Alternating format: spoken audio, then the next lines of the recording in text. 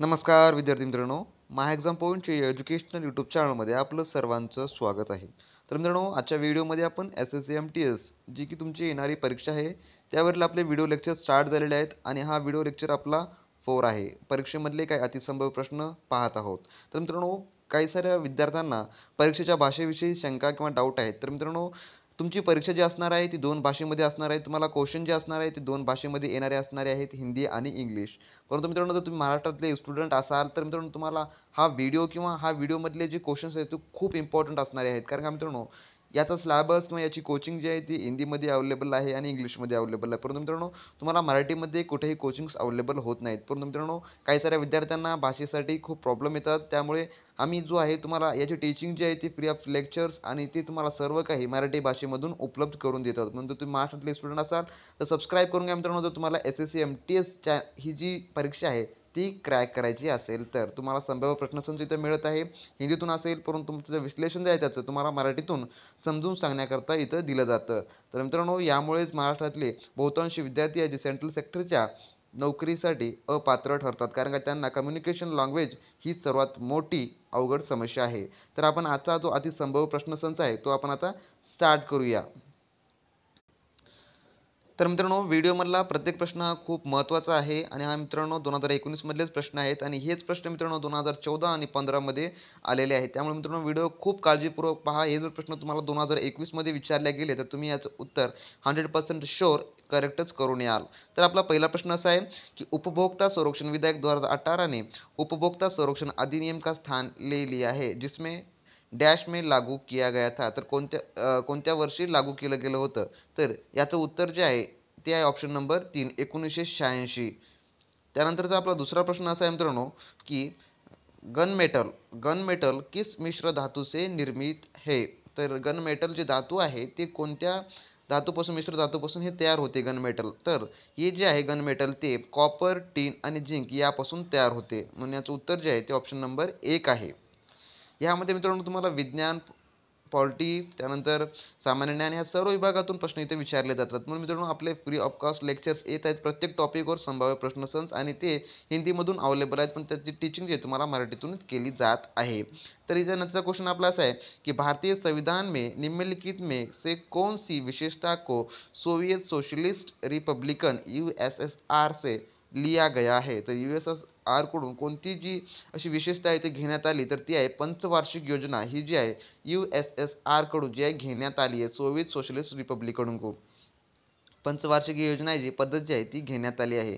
त्यानंतर आपला प्रश्न असा आहे मित्रांनो की डोंगांगो किस जैवमंडल संरक्षण क्षेत्र का प्रमुख जीव है. तर डोंगांगो हे जे जैवमंडल आहे ते मन्नार की खाडी मधलं जे आहे ते प्रमुख जीव आहे. त्यानंतर आपला पाचवा प्रश्न असा आहे की निम्नलिखित में से कौन सी नोबल गैस अचेतन शून्य करने के लिए उपयोग की जाती है. तर जी गॅस जी आहे ती आहे जिनोनी ही गॅस आहे. त्यानंतर प्रश्न गुरजीत कौर का निम्नलिखित में से किस खेल से संबंधित है. तर गुरजीत कौर जे आहे ते हॉकी खेळाडू होते. म्हणून याचं उत्तर जे आहे ते आहे ऑप्शन नंबर 1 आहे, हॉकी.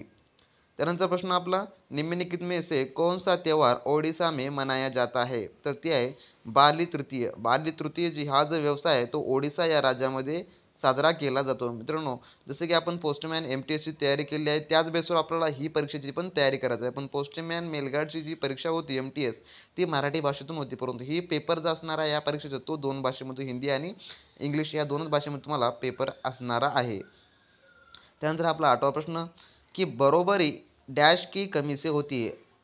बरोबरी. तर ये जो आन्सर आहे मित्रांनो याचा आहे option number C, vitamin B1 चे याच्यानं बेरीबेरी हा जो रोग होणारा आहे हा रोगाचं नाव आहे एक.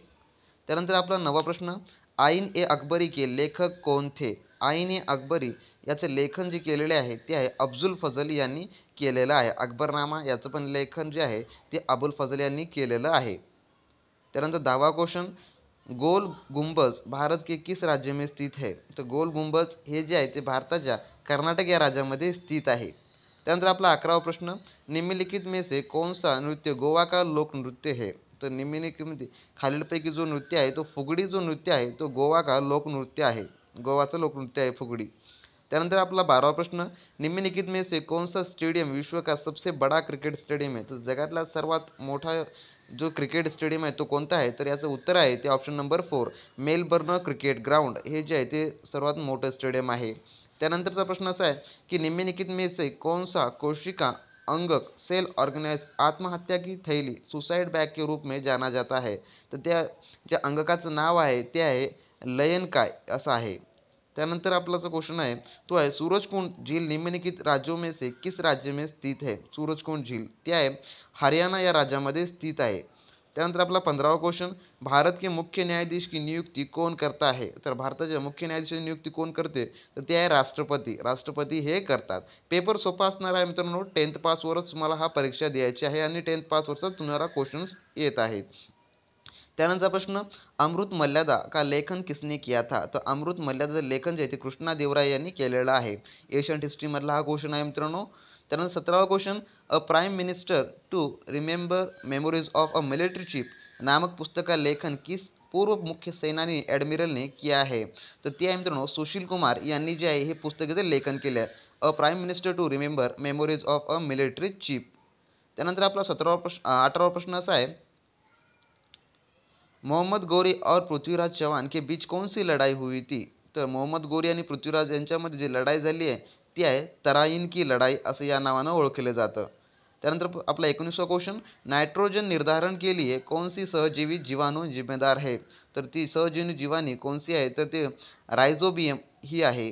त्यानंतर आपला 20वा प्रश्न, जीएसटी परिषद में कितने सदस्य है? जीएसटीच्या समितीमध्ये एकूण किती सदस्य आहेत? तर ती सदस्य संख्या आहे त्यांची 33. म्हणून याचं उत्तर जे आहे ते ऑप्शन नंबर 1 आहे. त्यानंतर आपला 21वा प्रश्न, जून 2019 तक की स्थिति के अनुसार भारत का कौन सा नाभिकीय ऊर्जा संयंत्र अधिकतम ऊर्जा का उत्पादन करता है? तर ते आहे मित्रांनो कुंडनकुलम.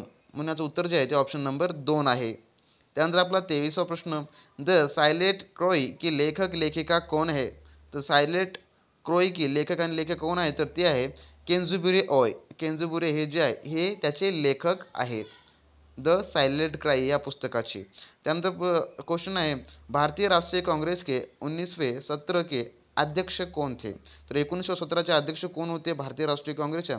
तर ते होते लालमोहन घोष हे होते. त्यानंतर आपला 25वा प्रश्न, राजकोषीय घाटा का अर्थ क्या है? राजकोषीय घाटा का अर्थ काय होते असा मित्रांनो विचारलेला आहे. तर ते आहे सरकार के कुल राजस्व और कुल व्यय के बीच का अंतर, त्याला राजकोषीय घाटा म्हणतात. तर मित्रांनो तुम्हाला सर्व प्रश्न जे हिंदी आणि इंग्लिशमध्ये असणारे आहेत आणि जे आम्ही तुम्हाला ॲनालिसिस करून देत आहोत क्वेश्चन ते पण तुम्हाला हिंदीतलेच क्वेश्चन्स अवेलेबल करून देत आहोत. पण तुम्हाला समजण्यासाठी टीचिंग जे आहे ती फक्त मराठी भाषेतून केली जातात. जर तुम्ही महाराष्ट्रामधले स्टुडंट जर असाल तर तुम्ही मित्रांनो चॅनलला सबस्क्राईब करून घ्या. जर तुम्हाला MTS एक्झाम क्रॅक करायची असेल तर मित्रांनो तुम्हाला इथे फक्त ॲनालिसिस क्वेश्चन दिलेले जातात आणि त्यासोबतच इंग्लिश ग्रामर आणि अर्थमॅटिक्स आणि मॅथ या तिन्ही सब्जेक्टची तुम्हाला संभाव्य प्रश्न दिला जात आहे आणि कसं सोडवायचे आहेत, कशी शॉर्ट ट्रिक यूज करायचे आहेत ते पण इथं देत आहे. आणि मागील वर्षी